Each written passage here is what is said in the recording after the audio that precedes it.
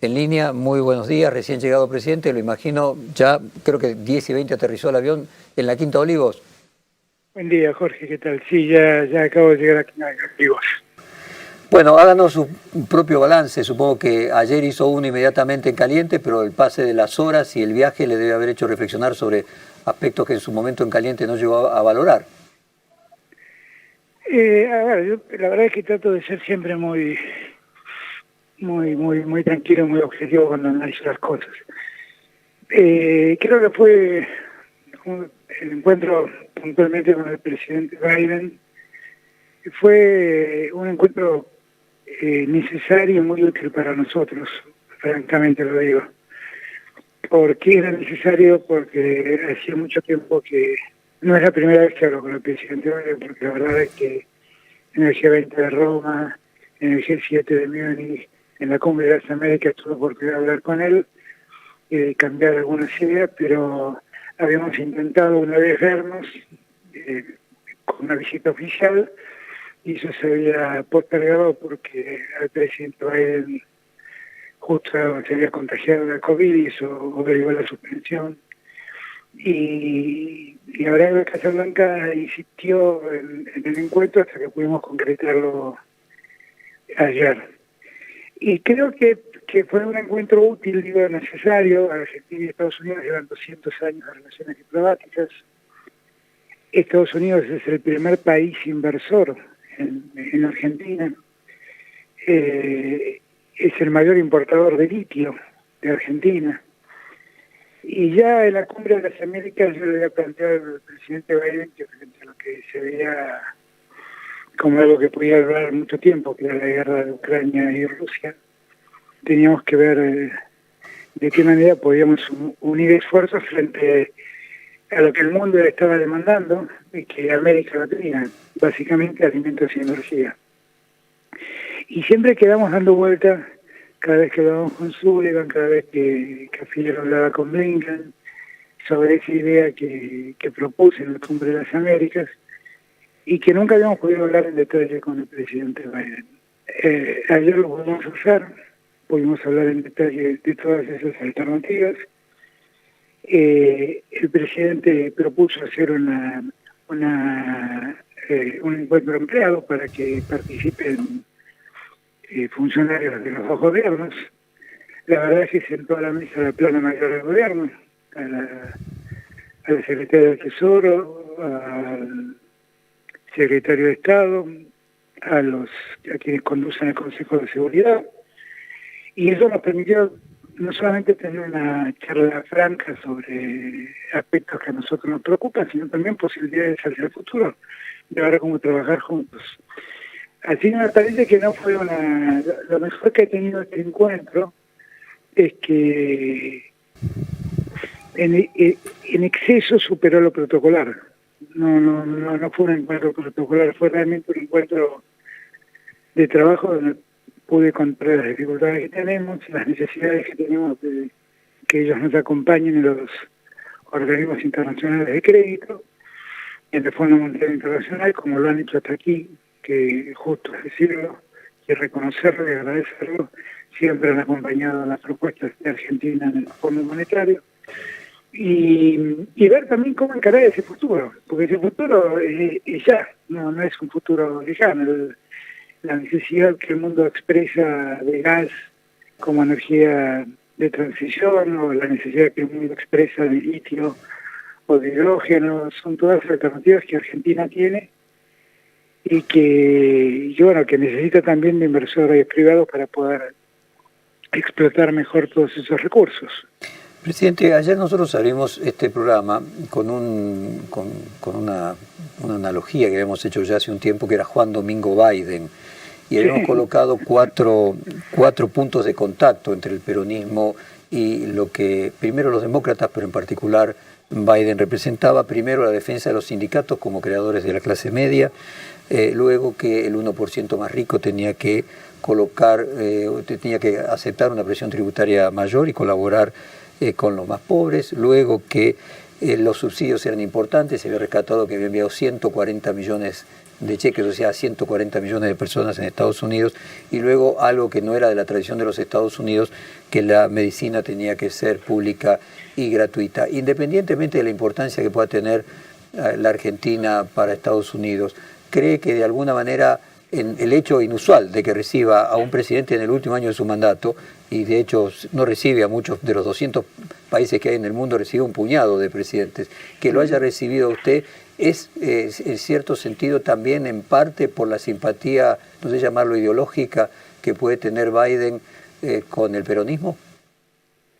Yo no sé si con el peronismo puntualmente, lo que creo es que Biden expresa una mirada claramente keynesiana de la economía, y ahí el peronismo y Biden se parecen, en esa mirada keynesiana de la economía. Una mirada que entiende al capital como un mecanismo de producción y de desarrollo social antes que como un mecanismo de especulación financiera, que es lo que hace el neoliberalismo. Y me parece que ahí sí tenemos muchos puntos de afinidad. La realidad es que todas las veces que hablé con Biden, yo mismo en algún momento dije Juan Domingo Biden porque me llamaba la atención las cosas que decía. En la Cumbre de las Américas, por ejemplo, cuando habló Biden habló de ponerle fin a la teoría del derrame, que es algo casi, para un latinoamericano era impensado escucharlo de boca de un presidente estadounidense.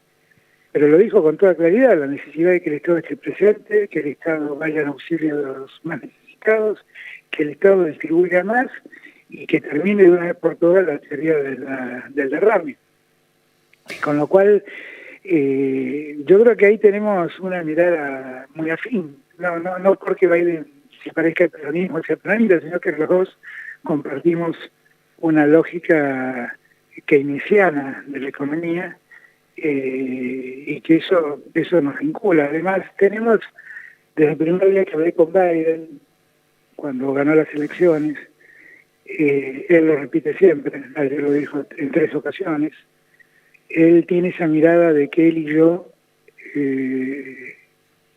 heredamos de nuestros predecesores una economía muy maltratada, y tiende siempre a buscar paralelos en ambos casos. Y alguna razón le cabe, porque es la mirada de lo que hace el neoliberalismo en el poder con lo que hace un keynesiano. Y eso creo que en ese punto puede ser que tengamos puede darse ese punto de contacto que algunos lo hacen ver a Biden más peronista. Pero no tiene que ver con el peronismo, sino que tiene que ver con las lógicas de Keynes. Que en el Partido Demócrata también es un tema de debate, porque hay en el Partido Demócrata hay sectores más liberales y sectores más keynesianos. Yo creo que Biden expresa el sector más puro en términos keynesianos. Otro punto de contacto es que no es muy habitual que presidentes norteamericanos profesen la religión católica.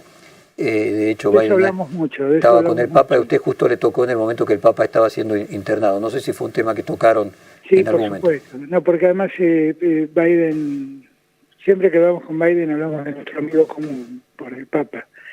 Atribuirse la condición de amigo es medio desmesurado, pero Biden siempre que hablamos me recuerda que cuando visitó el Papa a Estados Unidos, y él era el vicepresidente de Obama, él era el único que profesaba la fe católica, con lo cual le encomendaron acompañarlo al Papa a toda su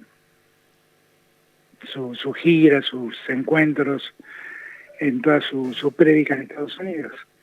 Y él quedó muy impactado por el Papa, por su forma de ser, por su mirada sobre el mundo, porque además el Papa tuvo un gesto para con Biden que es público, por eso lo cuento, pero que Biden me lo ha contado cada vez que me vio, y que evidentemente eso conmovió mucho a su familia, que estando el Papa en Filadelfia en esa gira, hacía pocos días había fallecido un hijo de Biden.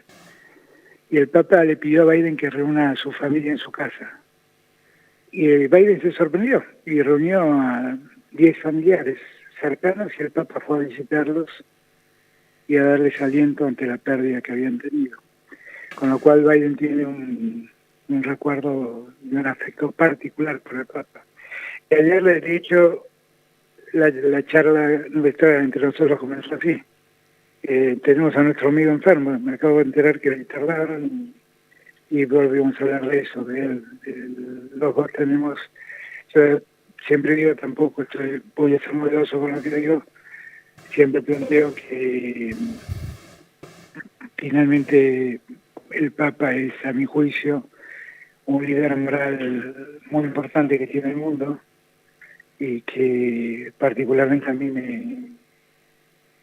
me reconcilió en gran medida con la Iglesia, con la que estuve muy enojado muchos años, y sin embargo ver a un Papa preocupado por los pobres, por los sometidos, por los necesitados, por los inmigrantes, la verdad a uno lo acerca, porque eso es la base del cristianismo, ¿no? No acercarse a los poderosos, sino a los más necesitados. Presidente, usted estuvo varios días en Estados Unidos, previamente había estado en Santo Domingo, y los viajes siempre permiten tomar distancia de los problemas locales y verlos con una perspectiva mayor, y un hecho tan importante como la entrevista con el presidente de Estados Unidos también debe de remover cuestiones internas. Así que lo traigo ahora a la Argentina. ¿Vino con alguna decisión respecto de cómo tendría que ser la resolución de la candidatura a presidente, si usted mismo se va a presentar o no? Le hago la pregunta que le hicieron en Estados Unidos, creo que la periodista de EFE, usted dijo, no le voy a dar la primicia a un medio español, a ver si se lo da a un medio argentino. Sí, no, a ver, estos viajes sirven mucho para entender lo que pasa en el mundo y para entender también cuánta conexión hay entre los conflictos internacionales y la política local. Porque la verdad es que la influencia de lo global en la suerte de los países cada día es más grande. En la cumbre iberoamericana fui el primero en hablar, los discursos que me precedieron tenían que ver más con lo organizacional de la cumbre, y fui el primero en hablar, y allí planteé los dilemas que el mundo tiene, fundamentalmente la crisis de la globalización. ¿En qué punto está la globalización hoy? Porque ya la globalización como la conocimos ha fracasado. Esa idea de la gran aldea ha fracasado. La gran aldea lo único que generó fueron países centrales y países periféricos. Y además la gran aldea lo que terminó promoviendo es un capitalismo financiero que, trabajando sobre la base de los derivados financieros, ya generó la crisis de 2008 y ahora generó otra que no sabemos hasta dónde va a llegar. Sabemos que está como contenida, pero no sabemos si podrá ser un nuevo estallido en estos días o en estos tiempos. Con lo cual creo que ese planteo que hice sobre para mi sorpresa, sobre la necesidad de revisar la globalización, porque el mundo definitivamente ha cambiado, no solamente me encontré que en Iberoamérica había una adhesión muy grande. El mismo Josep Borrell, el alto comisionado de Relaciones Exteriores de la Unión Europea, gran parte de su discurso, un magnífico discurso, giró en torno a planteos. Y para mi sorpresa, porque yo lo conozco a Pepe Borrell hace muchos años, para mi sorpresa me estaba dando la razón en casi todo lo que planteaba.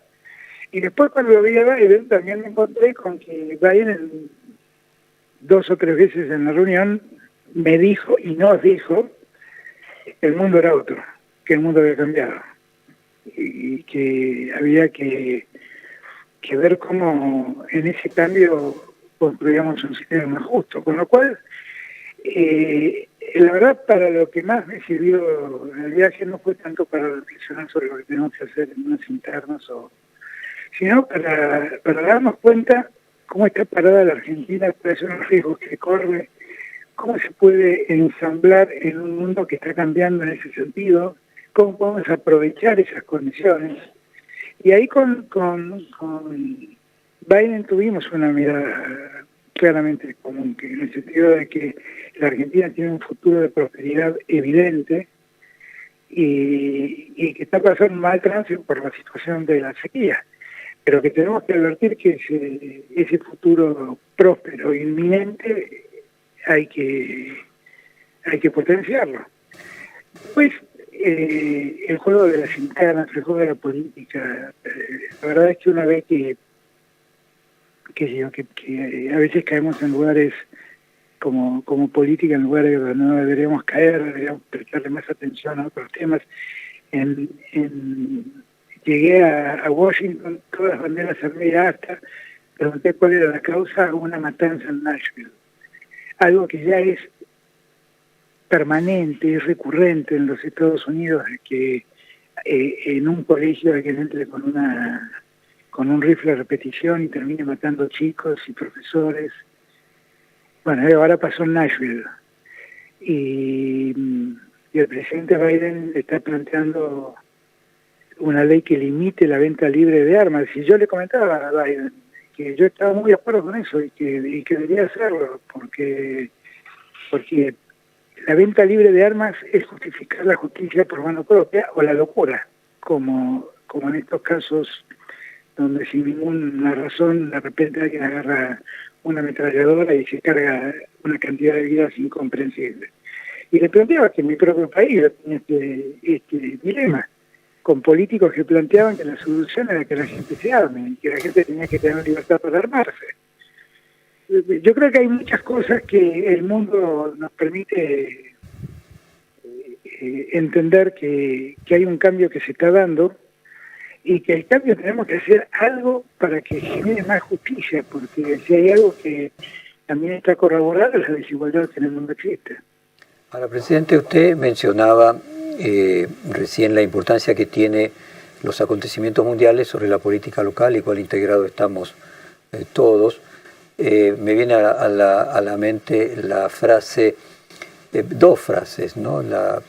Una sobre que hacemos con nosotros lo que primero hacen otros con nosotros, de Sartre, y la idea de Marx de que las personas, los hombres, los seres humanos, los presidentes hacen la historia, pero con lo que le legaron sus predecesores.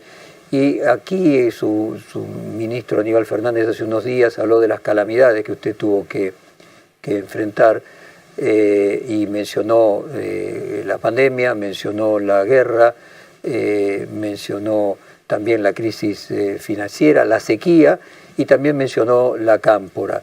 Le pregunto ahora sobre la suerte. En el reportaje que le hice al Papa Francisco le preguntaba sobre la suerte. El Papa Francisco, su papá, que vino a la Argentina en un barco, no pudo tomar un barco que se hundió. Y obviamente no hubiera nacido Francisco, y al mismo tiempo él tuvo de chico una afección pulmonar muy severa que podría haber muerto, y luego termina Papa.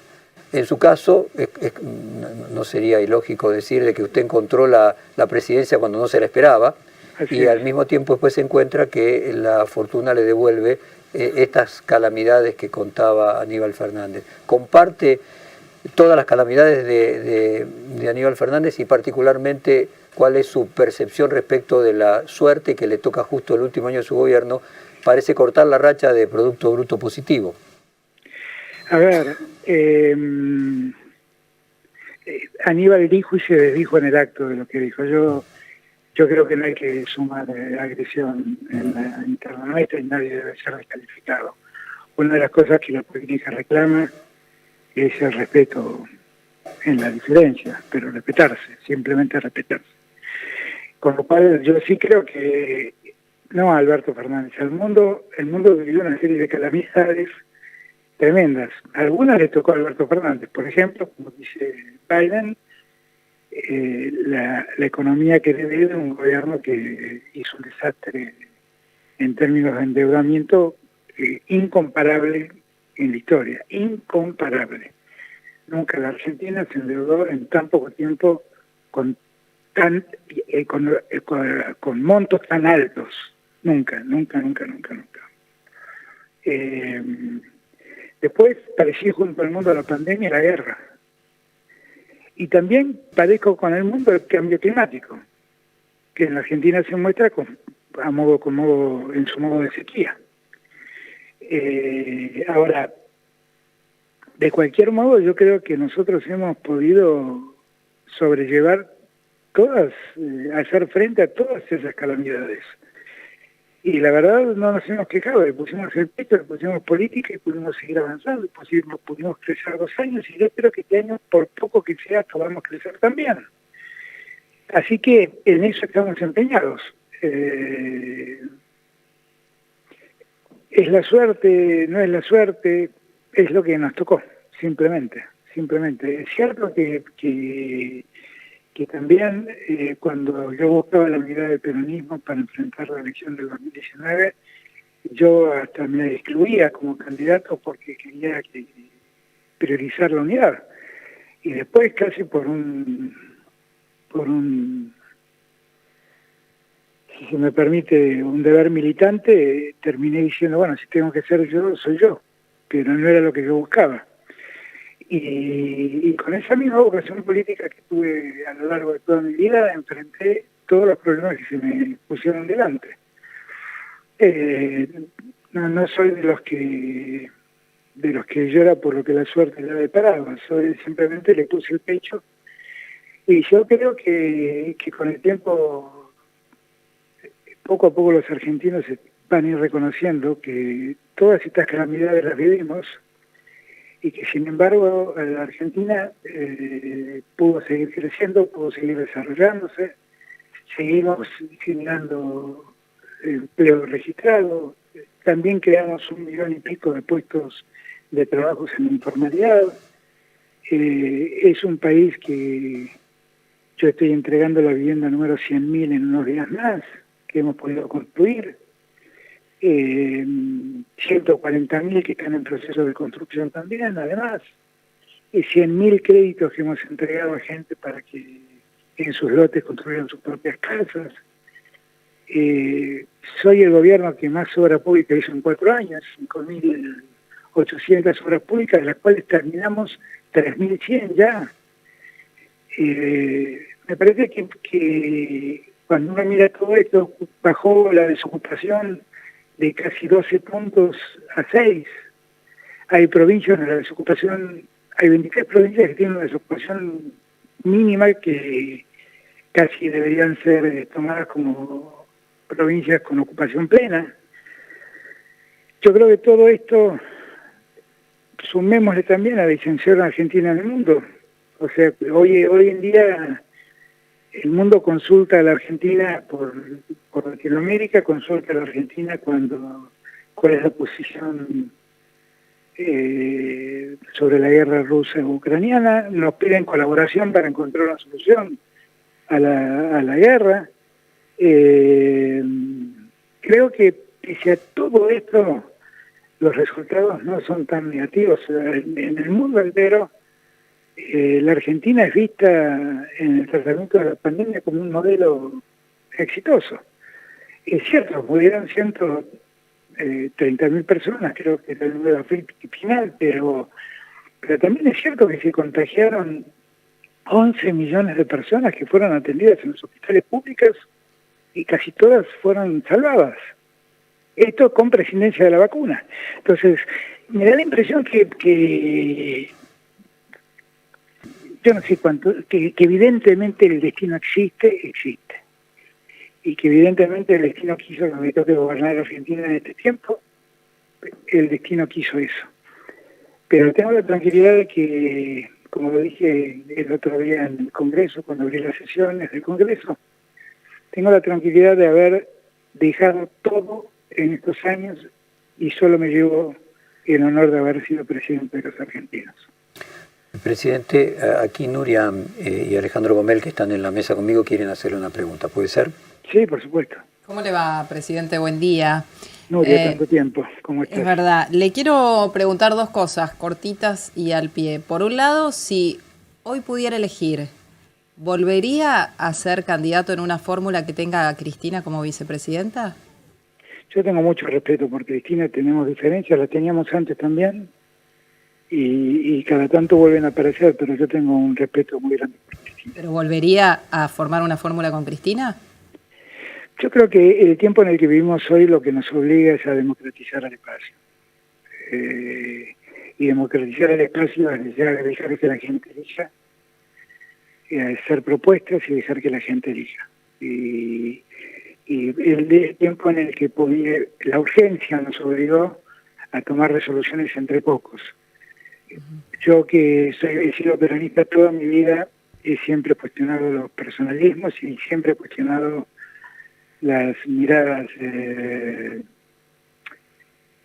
esta idea de las decisiones inoculares de dirigentes, siempre lo he cuestionado. Con lo cual creo que este tiempo es un tiempo en el que la gente tiene que decidir. Lo que yo pienso, la verdad, tampoco es importante. Lo importante es que volvamos a democratizar el espacio, que le pongamos la pujanza, le pongamos fuerza, que seamos capaces de poner una dirigencia de reemplazo en el escenario, y creo que ese es el esfuerzo que tenemos que hacer. Eso es lo que más me preocupa. Mi preocupación no pasa por que yo sea reelecto, mi preocupación pasa porque la Argentina no retroceda volviendo a poner en el gobierno en los que nos condenaron a esta deuda maldita que tenemos con el Fondo Monetario y con acreedores privados. Le pregunto lo otro para dejarle paso a mi compañero. Ferraresi, que fue ministro de su gobierno y hoy intendente de Avellaneda nuevamente, dijo hace muy poco que antes de que llegara Massa estaban por irse en helicóptero como de la Rúa. ¿Eso fue verdad? No, eso es mentira, pero también es mentira que dijo exactamente eso. Bueno, lo de la Rúa no lo dijo, eso me vino a la mente a mí, que estaban por ir, iba a entender eso. No, con Jorge somos amigos y yo tengo un enorme respeto por él. Inclusive almorzó el día siguiente de esa declaración y me hizo escuchar toda la declaración. En la declaración lo que planteaba era que era un momento donde los medios y la oposición estaban hablando de una asamblea legislativa, de la posibilidad de removerme, de la posibilidad de que el gobierno sea expulsado, y que en ese contexto, dijo, en ese contexto donde parecía que estábamos más cerca del helicóptero que de gobernar, llegó más. Y la verdad que es una mirada objetivamente cierta. ¿Pero estaba más cerca del helicóptero? No, eso es lo que muchos medios y lo que muchos sectores de la oposición intentaron generar en esos días. Eso sí es cierto, pero no, nosotros nunca dudamos en que a los peronistas cuando estamos en el gobierno lo que nos preocupa es gobernar y sabemos muy bien de qué se trata gobernar. Presidente, buen día, ¿cómo le va? Eludió muy bien la pregunta de Jorge Fontevecchia sobre su candidatura, ¿no? No se define todavía, igual que hizo ayer con la periodista española. Ahora, ¿hay fecha? Se habla de mayo. ¿En mayo vamos a saber si es candidato o no? Pero yo de verdad no estoy eludiendo nada, porque he dicho una y mil veces que mi prioridad no es ser candidato, mi prioridad es que gane el espacio. Y entonces siempre agregué, si resulta que yo termino siendo el mejor candidato, seré yo, pero si es otro lo voy a apoyar y lo voy a acompañar gustoso. Yo lo que necesito es garantizar que el espacio gane, y yo trabajo para eso, yo trabajo para ganar las elecciones, no trabajo ni para ser el elector, ni para imponer un elector. Trabajo para que ganemos las elecciones. Y yo creo que el modo de ganar las elecciones es democratizando el espacio. Y estoy convencido de eso. El peronismo periódicamente ha tenido este debate. Lo vivió con Cafiero en los años 80, lo vivió con Néstor en el 2003, que fue una renovación de facto, porque debimos competir contra el peronismo establecido, que en ese momento era Menem, y así pudimos llegar, sin paso, directamente en la elección general. Bueno, yo creo que ahora necesitamos darnos un espacio de reflexión colectiva y de debate colectivo. Digo, le preguntaba por los tiempos, porque la decisión de Mauricio Macri, algunos dicen apura también los tiempos en el oficialismo. Macri solamente cometió un sincericidio. Sabía perfectamente cuál era su suerte y se corrió antes de que la suerte le muestre lo que la gente piensa de él. Simplemente eso. No hubo ningún gesto de grandeza de Macri en correrse. Eso es una construcción de los medios para tratar de rescatar a alguien que la historia seguramente no va a rescatar. Presidente, ayer entrevistábamos acá en este mismo programa a Daniel Scioli, quien se plantea como eventual precandidato a presidente, y él decía que había que cruzar la grieta de manera más contundente, y a él le gustaría inclusive llamar a Facundo Manes a integrar una especie de superministerio de desarrollo, de capital humano, desarrollo social. ¿cuál es su visión de lo que tendría que hacer si le tocara a usted o a quien fuera el 10 de diciembre, iniciando con la fuerza que se inicia cualquier nuevo periodo presidencial? ¿Qué es lo que tendría que hacer con la Argentina? Daniel tiene esa mirada y yo francamente comparto que lo mejor que le podría pasar a la Argentina es terminar con un debate que no es de ahora, sino que lleva muchos años, ¿no? Porque los discursos del odio no nacieron ahora se han profundizado. Y tal vez como nos toca vivirlo a nosotros, nos duelen más. Pero cuando alguien pintaba ayuda al cáncer para que se muera Evita, estaba teniendo una expresión de odio impresionante. Y cuando se animaban a bombardear la plaza, expresaban el odio de un modo impresionante. Y cuando decían terrorismo de Estado, expresaban el odio de un modo impresionante. Entonces, que la Argentina pueda romper eso que se llama grieta, yo lo celebro y díganme dónde firmo porque soy el primero a firmar, porque en una sociedad tan dividida como la nuestra es muy difícil poder avanzar. No puedo más que estar de acuerdo con Daniel en esa vocación. Pero alguien me preguntó en la cena del Council of America qué posibilidades había de que en la Argentina nos pongamos de acuerdo, la dirigencia política, en una serie de puntos.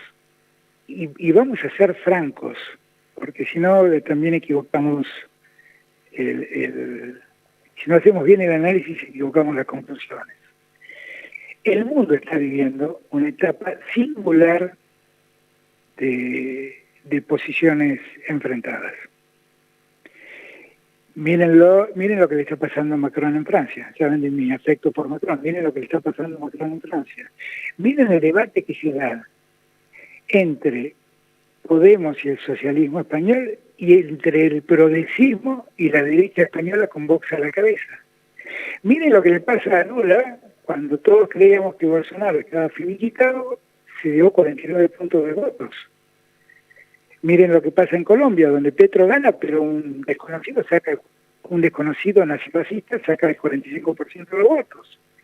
Las sociedades claramente están polarizadas en todo el mundo porque a mi juicio, esa es una percepción que tengo, la pandemia ha dejado a mucha gente insatisfecha, dolida, lastimada, y está enojada con la política. Y entonces todo lo que se muestra como antisistema acumula. Y en verdad así todo eso polariza. Con lo cual, la polarización que lleva años en Argentina y que nosotros la padecemos, tengo que reconocer que no es un fenómeno argentino, es un fenómeno que se da en todo el mundo. Lamentablemente, se da en todo el mundo. Presidente, y en ese sentido, Milei, la emergencia de Javier Milei, que algunas sondeos lo dan hasta con 25% de posibilidad de intención de voto, ¿es un enriquecimiento a la democracia o es una amenaza a la democracia? No, es una amenaza a la democracia, claramente, porque también los totalitarios se valen de la democracia para poder acceder al poder, ¿no? Y hay muchos ejemplos en la historia de la humanidad. Y Hitler no llegó por un golpe de Estado, llegó votado por los alemanes. Muchas veces los autoritarios se valen de la democracia para poder acceder al poder, y lo que tenemos que hacer es abrir los ojos de la gente y advertirle a la gente que por muy desalentada que esté, esos caminos no son caminos saludables para el país ni para una sociedad. Definitivamente no lo son. Presidente, esto no es los reportajes del diario Perfil que duran 2 y 3 horas, estamos en radio y al mismo tiempo usted acaba de llegar de un viaje largo. Quiero dejarle los últimos minutos para que usted haga la reflexión que le parezca oportuna o del viaje o de la Argentina actual. Yo diría que el viaje lo que nos debe dejar como reflexión por lo que pasó en la cumbre de la Iberoamericana y por lo que pasó con Biden. En los dos lados, la Argentina está parada en un lugar en el mundo, claramente está parada en un lugar en el mundo. Y lo que la Argentina tiene que hacer es aprovechar este momento. Estamos pasando dificultades como consecuencia de la sequía. Tenemos que afrontarlo del modo más inteligente y ver de qué modo pagamos el precio más bajo. Pero lo que sí tenemos por delante es un futuro promisorio. Y el futuro nunca se resuelve volviendo para atrás. se resuelve caminando hacia adelante. Por eso yo lo que le planteo a los argentinos es que no vuelvan a creer en los que ahora dicen con total impudicia las cosas que dicen, porque cuando lo hicieron, sumieron a la Argentina en una crisis de la que todavía nos cuesta salir. En una crisis de endeudamiento que va a demandar generaciones argentinos poder salir de ello. Y que por más que los publicistas muestren gente que parece disfrazada de estadista, esos que se disfrazan de estadistas son los que hicieron la mayor crisis que la Argentina recuerda. En solo 2 años acumularon una deuda que generaciones de argentinos van a terminar pagando. Solamente eso, no aprovechemos no desaprovechemos la oportunidad que el futuro nos da. Es lo único que le pido a los argentinos. Presidente Alberto Fernández, muchas gracias por este tiempo recién llegado a Estados Unidos para con nosotros. Los